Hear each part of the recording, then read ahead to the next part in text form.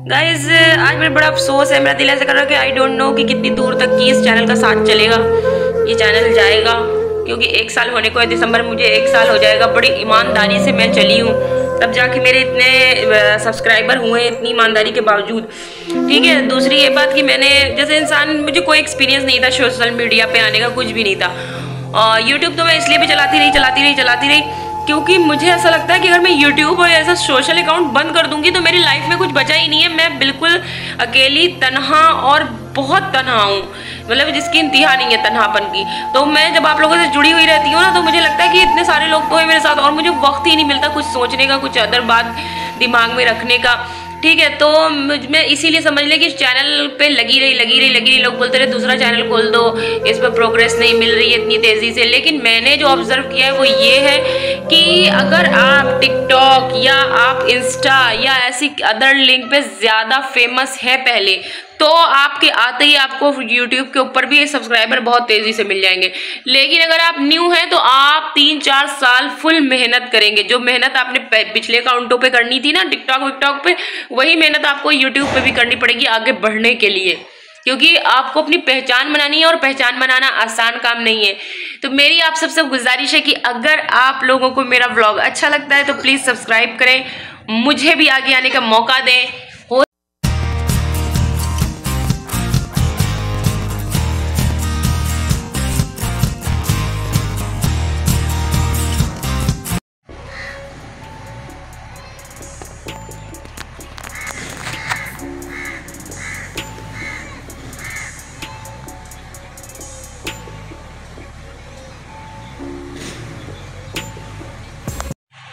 Guys अभी रात के बज रहे 12 और कौवों की आवाज़ आ रही थी। मैं सोने के लिए लेट चुकी थी क्योंकि सारा दिन लाइट बहुत ज़्यादा तंग कर रही थी। पूरा दिन लाइट नहीं थी। अभी लाइट आई तब तक ज़िंदगी बेजार सी लग रही थी। तो जब मैं लेटी हूँ ना, अभी नमाज़ पढ़ के अचानक से कौवों की आवाज़ आने लगी। तो मैंने कहा ये कौवों की आवाज़ कहाँ से आ रही है। तो मैंने बाहर देखा तो पेड़ पर कौवे इतना बोल रहे हैं, मैं हैरत में कि रात 12 बजे इतने सारे कौवे कैसे बोल रहे हैं। तो अभी मेरी नज़र पड़ी तो उनका एक बच्चा गिर गया है और एक सामने वाले हैं वो उठा के रखना चाह रहे हैं, पर लोग परिंदों से भी डरते हैं, पता नहीं क्या है। मैं तो किसी चीज़ से नहीं डरती। मैं वो लोग आदमी लोग ना होते तो मैं तो उसके बच्चे को पहुंचा देती उसके घोंसले तक, पर लोग बैठे हैं। फिर इंडिया वाला माहौल नहीं है यहाँ, तो बहुत चीप माहौल है, बेकार सा। कोई दो कदम अपने दरवाजे पर किसी को देख लो तो गलत समझेंगे। मतलब कि बहुत नैरो माइंडेड लोग हैं, छोटी छोटी चीज़ों को ना गलत समझने वाले, इनकी ब्रॉड माइंड नहीं है इनके। तो मैंने जो है ना देखा तो उसके बेचारे का बच्चा गिर गया है, बिल्लियाँ मंडरा रही हैं, पेड़ के एक कोने पे अटक गया है। अब देखो क्या होता है, बचता है या मर जाता है। तभी इतने ज़्यादा 4-5 कौवों की आवाज़ें आ रही थी, बहुत तेज़ तेज़ बोल रही थी। तो यहाँ पे गाइस बन रही है हमारी चाय और हम पीने जा रहे हैं चाय। लेकिन हमारे पास अभी दूध खत्म हो गया। अचानक हमने देखा कि दूध का पैकेट तो नीचे पड़ा है और ये लास्ट पैकेट था। यार पता है, जो बंदा जैसा हो ना वैसे ही बातें करना चाहिए। आजकल एक लड़की ना टिकटॉक पे बहुत ज़्यादा वायरल हो रही है, छोटी सी बच्ची है, तो वो गांव से प्रेजेंट करती है। तो वो हर वक्त उनके घर में खाना पका करता है, बस खाना पकाते हुए बनाते हैं वीडियो। अभी आप देख सकते हैं कि हमारी अम्मा ने खाना बनाया है, ये वो करके बोलती है। और पता है लोग पता नहीं क्या सोचते हैं, कहते हैं कि जो है ना मतलब अगर गाँव से है तो बड़ी प्यारी है, भोली है, तो उनसे ना दुआएँ करवाया करते हैं। जबकि उसने खुद ये बात बोली, उसने बोला कि मैंने अपनी बहन के लिए जो है ना 2-3 बार उसकी बेटी पैदा होने के लिए दुआ की, पर नहीं पूरी हुई। दोनों-तीनों बार बेटा पैदा हुआ और चौथी बार जब मैंने अपनी बहन के लिए दुआ की तो फिर बेटी पैदा हुई। अब उस पे ना उसके कमेंट्स कुछ नहीं होते। पहले तो लोग उसकी शूटिंग करते थे, अब क्या बोलते हैं ना कि मेरे लिए दुआ कर दो, मेरे लिए दुआ कर दो, मेरे लिए दुआ कर दो। मैंने कहा पागल हो गए सब लोग। मैंने कहा कुछ दिन के बाद तुम लोग ना इसका आस्थाना खुलवा देना, पीर साबित करवा देना, बस और भी अच्छे पैसे ही अर्न होंगे पीर बनाने के बाद। ठीक है, तो इस तरीके से फिर मुझे तो खोल लेना चाहिए आस्थाना, मैं भी गाँव की हूँ।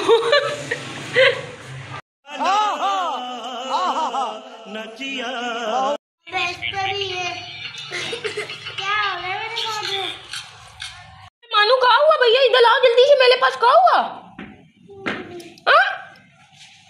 बुखार। मानू के बुखार आ गया है, मानू के बुखार आ गया है। दिखाओ जला मानू इधर। मानू आओ तो आओ तो आओ तो आओ तो आओ तो जला दिखाओ तो, जला दिखाओ तो। नहीं मानू, ये तो झूठ है, ये झूठ बोलती है लड़की, इसे बुखार नहीं है, झूठ बोल रही है ये। बुखार गाइस को बोलो बोलो गाइस को कुछ।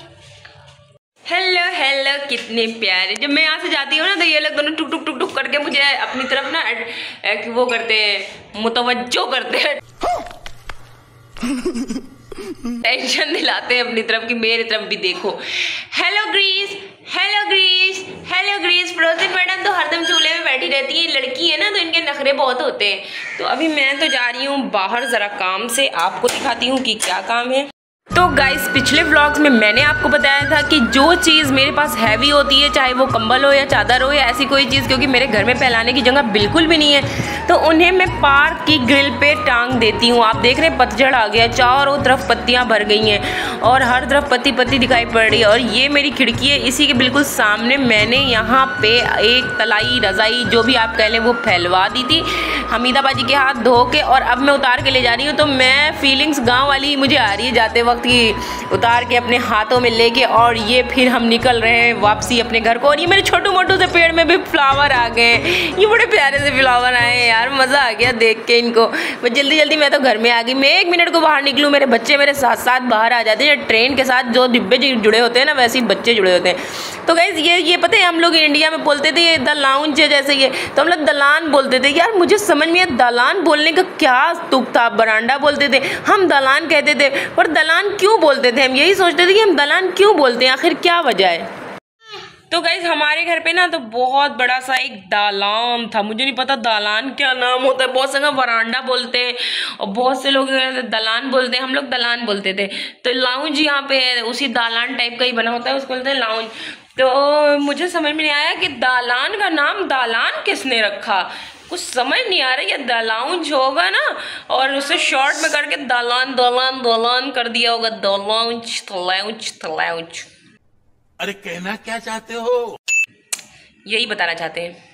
हमारा जो पहले वाला घर था वो पूरा टूट के अब बना दिया गया है नया, बहुत बड़ा सा, लेकिन अपनी सारी यादें उस पुराने घर के साथ थी। और जब वो टूट रहा था ना, बड़ा अफसोस हो रहा था, नया घर बनने की इतनी खुशी नहीं हो रही थी, उसके साथ साथ हम लोगों को बड़ा अफसोस था उस घर के जाने का। लेकिन नया आ भी रहा था, खुजली हो रही ना।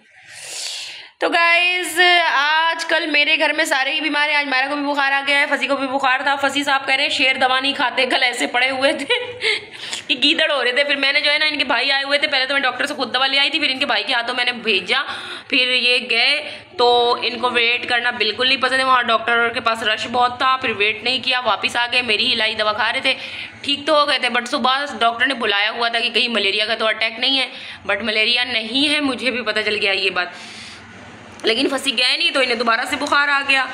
आप बोल रहे हैं कि शेर दवा खा के नहीं रहते हैं, शेर ऐसे ही रहते हैं, सारा शेर गीदड़ में निकल जाते हैं। बहुत कैमरा शाही है, मैं कैमरा खोलती हूँ मुंह ऐसे कॉलर के अंदर कर लेते हैं, इसीलिए फंसी ज़्यादातर नहीं रहते इसके ऊपर ब्लॉग।